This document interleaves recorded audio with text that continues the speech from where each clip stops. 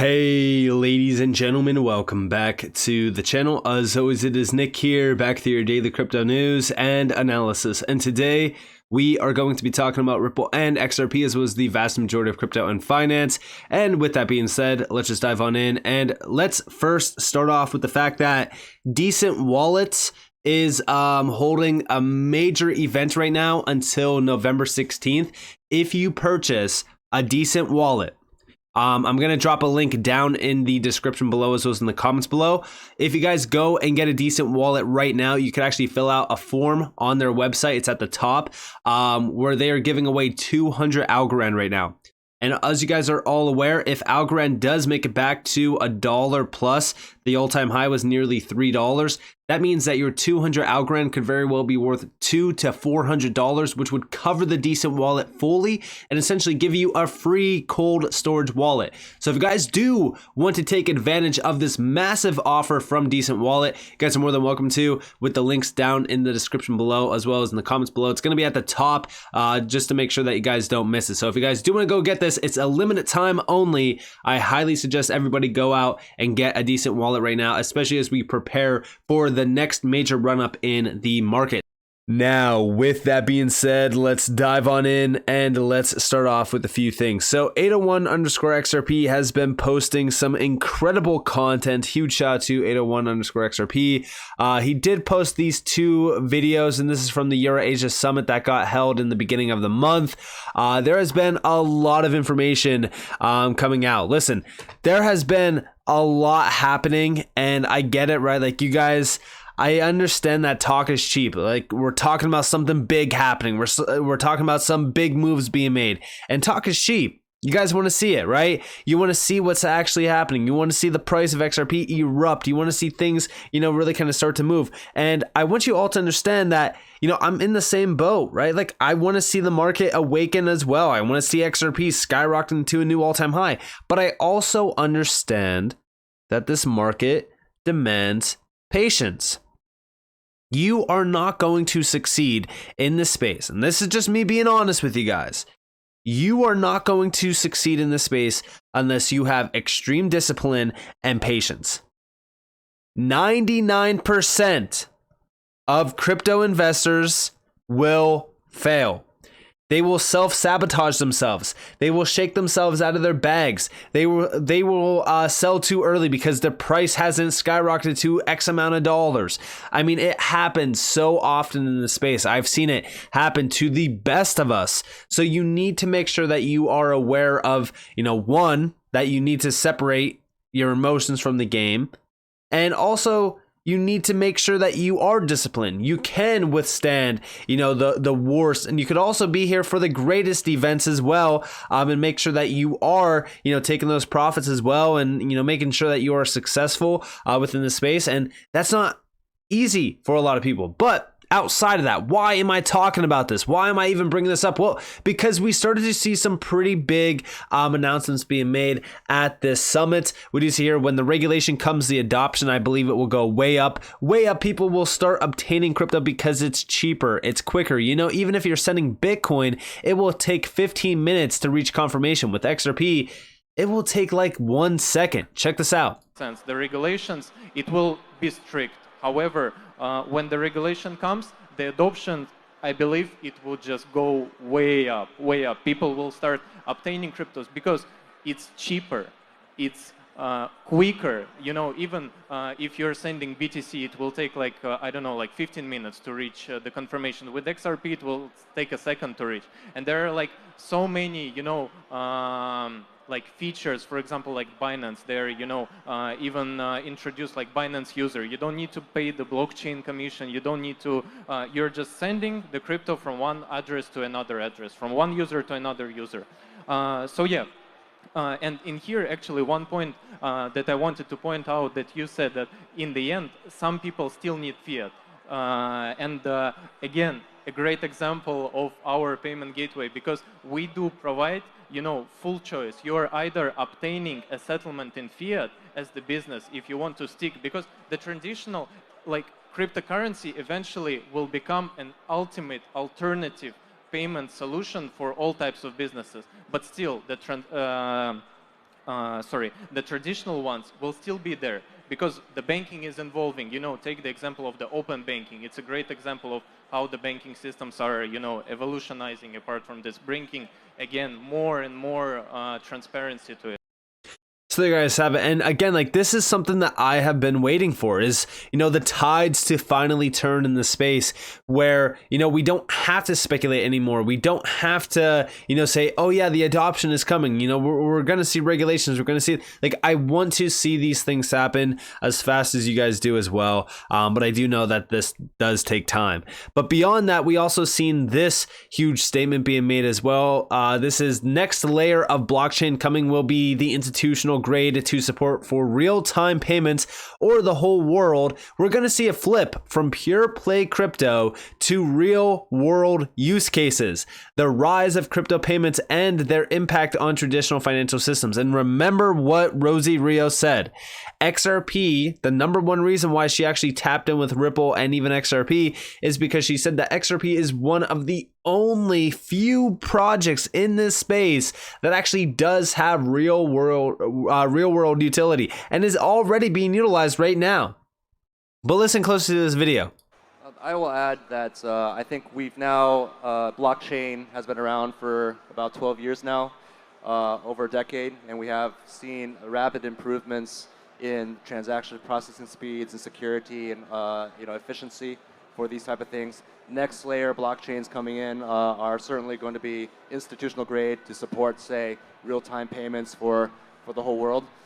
So I think this is the time, this inflection point now, where we're going to see a flip from pure play crypto into real world use cases. Again, things like remittance and trade transactions, digitizing trade finance, and these type of things. So I think that, everything's come together in a perfect storm. The technology is maturing, the legal frameworks are finally coming online, and the industry adoption is going to happen in earnest. So I think overall is going to be a new phase of digitization of value going forward. So this is very exciting. Yeah. And this is also another main reason why I've said you can't go wrong stacking up the triple threat, right? XLM, XRP, XDC. We are literally cornering every single aspect of everyday life. Trade finance is a massive market. XDC has been killing it for so long, disrupting that market. XLM, P2P, making remittances as cheap as possible for, those trying to send money back and forth outside of course, their home country. And also even XRP, right? Like XRP, in my opinion, has been pioneered for B2B and the big money use cases. But all three of these have significant use case value. And then, of course, you mix in HBAR, you mix in QNT, you mix in Casper, like, there are so many incredible opportunities in the space. And I keep saying, like, people need to wake up to what's actually happening here because they are going to miss out on it. And that's also why I say like 99% of even crypto investors, right? Because 99% of them are not investing or even care about utility. Like, we are such a small percentage of this market. I would argue even like maybe even a fraction percentage of this market.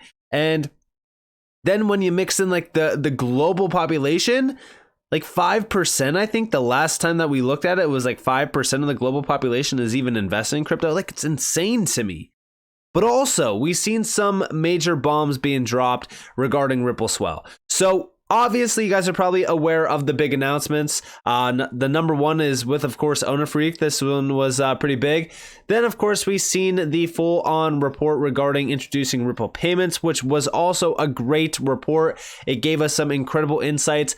And then everyone, the big one, and I even talked about it, which was HSBC talking about how they are going to be tapping in with Medico for its plans to launch a new digital assets custody service for institutional grade clients who invest in tokenized securities. So this was a big one. We've talked about it. We discussed it already.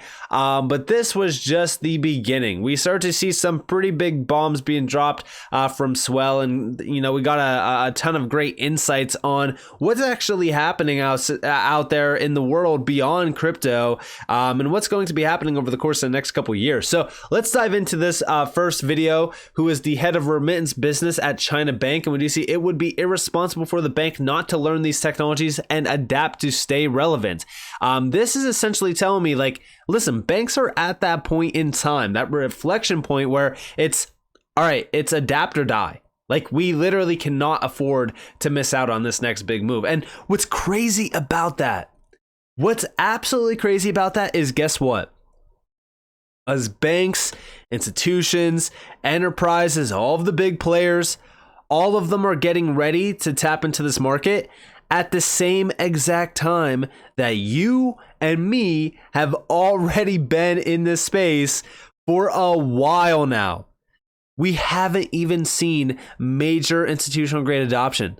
Like, we are in before the big money. We are in, like, for the first time in history, retail has the opportunity to front run institutions. Like, think about how insane of an opportunity that is. But listen close to this video real quick. We know for a fact Dubai is embracing these new technologies. They are creating an environment that's conducive to innovation. It would be irresponsible for the bank not to learn these technologies and adapt to stay relevant. Now, hearing from the regulators here in Dubai, it also sets an example. So this is very inspiring to the regulators from the Philippines. It will definitely inspire our own regulators to do the same thing. So there you guys have it. You know, the big banks, they want to urge regulators to really kind of start moving really fast because they don't want to miss out on this. Like, and do you honestly blame them? Like, think about the US banks. Think about, like, Bank of America, for an example, you know, they were waiting on the sidelines for this case to essentially get dismissed for Ripple. They were waiting for XRP to be cleared just to tap in for Ripple payments, aka on-demand liquidity. Now, of course, we haven't heard anything regarding that, but I do think that there has been already plans in place. I think that there's been a lot of discussions regarding that. But what's crazy about all of this, right, is that imagine the many US banks that wanted to already utilize this technology, but they were scared to because of the regulators. Like, the regulators have been strong arming a lot of these major banks out of tapping into these technologies. And listen, like, they can't afford to miss out on this. Like, they literally need to adapt or they will die. I think that Monica Long, actually, the president at Ripple, said this perfectly. I think that she said, you know, banks need to adapt or they will die. But also, right, I put out a tweet, and I'm sure that you guys are all aware of it because I did include it in a video recently, and it just really kind of goes back to my initial viewpoint in this video, where I said, like, you know, we are literally here before like 99% of the population and even before the big money. I said, like, those that are actually in this space, researching, learning every single damn day, like, you're already extremely wealthy in wisdom beyond the 99%. And I even talked about the 5%, right? Like, it's crazy that a lot of people are not focused on utility gems right now. Like, I know how repetitive all of this may sound at times, but I want you guys to all understand that, you know, I don't do it to be repetitive. I do it to make sure that you guys are aware that nobody, I don't care how wealthy you are, you cannot afford to miss out on this massive opportunity in front of us. Like, this is truly once in a lifetime opportunities. And I mean that. I truly mean that because, like, for the first time in history, the retail sector gets to front run the institutions, 1. 2, we are seeing a completely new and a full-on restructure of our global financial system with DLT and blockchain at the forefront of that. And also, beyond that, imagine how much money will be made in this space over the course of the next 12 to 24 months in just a bull run. But beyond that, in the utility bull run, imagine how much money is going to flow through these utility gems. That's what gets me very excited for the future. That's what keeps me up at night. But also, we've seen this big announcement from the CEO at Zodia Custody. We do see blockchain is the future. Tokenization is the future. It's a question of how we get there and what speed we do that. Check this out. This all goes down to one premise, which is the blockchain is the future. Tokenization is the future. It's the question of how we get there and what speed we do there. There's been a lot of conversation about regulation and compliance, but equally and just as important, there's a lot of conversation about real world cases, about solving problems in today's world. And it's great to be here to be able to talk externally with other players about how we should all work together. So there you guys have it. And if you guys don't understand how big Zodia actually is, like they are a big player in terms of like custody services. For an example, if you go over to their website, we do see here crypto custody without compromise. Zodia Custody is the institution first digital asset custodian. We enable global institutions, corporations, and professional investors to realize the full potential of the digital asset future simply, safely, and without compromise. And if we scroll down, we could see 3 of the major players that are tapped in with this: Standard Chartered, Northern Trust, and even SBI. And these are 3 players that have direct ties back to Ripple, but also registered with the FCA, the CBI, the CSSF, across the UK, Ireland, and also even Luxembourg. So very interesting.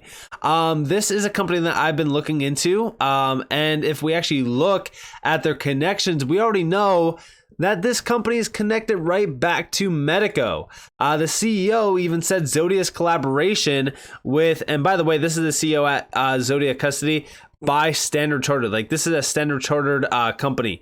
Zodia's collaboration with Medico allows us to safeguard and manage crypto assets for institutions. Medico Harmonize allows us to co-innovate and build on top of a secure, flexible, modular platform, providing Zodia with an agile infrastructure equally fit for the regulations and conditions currently in place, but also for any possible future ones. And remember, Standard Chartered was an original investor into Ripple, and they have been tied back to Ripple many times over in the past couple years. And then also, if you go over to the About section regarding Zodia, we could actually see some insights regarding them.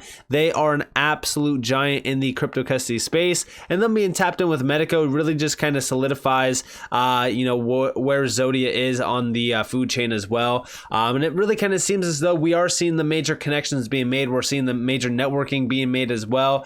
Remember, this is all collaboration first, like Zodia tapping in with Medico, and then of course Ripple tapping in with Medico as well. Like all of this is great to see because it's all collaboration first. I've said this even with Zinfin and XDC. Like everyone was like, oh, but what about this other project in the trade finance space? And then of course we hear from the CEO and co-founder of Zinfin. He even said like, listen, we're collaboration first. We're not here to compete with anyone. We're here to actually make sure that the world of trade finance does get disrupted and upgraded overall through this technology. And we're kind of seeing the same thing happening here with institutional grade and enterprise grade adoption of crypto, specifically crypto custody services, which we know is a $10 trillion market, or projected market, I should say, within the next couple years. So very exciting times ahead. So with that being said, I hope that you guys enjoyed this video. If you guys did, definitely leave a like, subscribe, turn notifications on because more free content. You guys are more than welcome to follow me on Twitter and join the free Discord in the description below. And with that being said, guys, this has been Nick. Peace out.